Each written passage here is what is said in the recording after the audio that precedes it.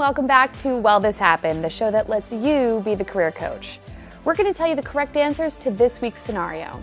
Let's take a quick recap first. Ron feels like his manager is holding a grudge against him. It all started when Ron was first hired and was asked to do a task by the manager that he didn't complete because it was outside of his job description. Ron wants to find out how he can address this so they can move past it. This is a tough situation to be in, and it can be hard to figure out how to address this with your manager without making things worse. Let's talk about which answers weren't correct first. First, there's option C, to go to HR and file a complaint against your manager about the discrimination you've been experiencing. This is a drastic move. Before you do this, take a minute to think, how will this impact my boss? Is there any way I can take ownership in this situation so that we can work through this together? Next, we have option B, which is to go to someone above your boss to explain what you've been experiencing. Doing this will make the situation worse. If your boss is talked to by someone higher up, this may make him even more passive-aggressive towards you and make you more miserable. Now, this next one got a decent amount of votes, but it wasn't quite what we were looking for, and that's option A, to confront your boss privately about how he's been treating you, cite some examples, and then ask what you can do to change his mind about you professionally.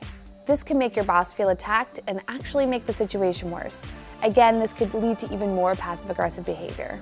Instead of trying to take some ownership in this situation, you're putting all the blame on your boss, and you're not even trying to see it from his point of view. So that leaves us with the correct answer, which is option D, to talk to your boss about what your expectations are at your job and how you can be a better employee. As you've probably figured out, it's important to take some responsibility here. Think about things from your boss's perspective.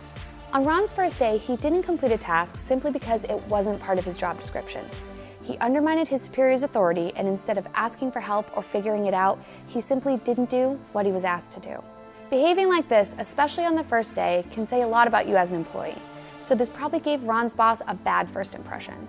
And while these attacks from the boss aren't appropriate at work, it's Ron's responsibility to resolve any uneasiness feelings that he caused from the start. Remember, it's your job to make your boss's life easier, not harder. So if something like this happens to you, have a conversation with your manager to make sure you're both on the same page about your expectations so you can be a better employee. So there you have it. That's how you can approach a manager who's holding a grudge against you. We hope that helps, Ron. And congratulations to this week's winner, Mohammed A. Guman. Be sure to email us at support@workitdaily.com to claim your prize. Do you have a crazy job search or workplace situation that you want covered here on Well This Happened? Be sure to email us your story at support@workitdaily.com. We hope you enjoyed this week's episode. We'll see you next week, and until then, remember, if you want to win, you've got to work it daily.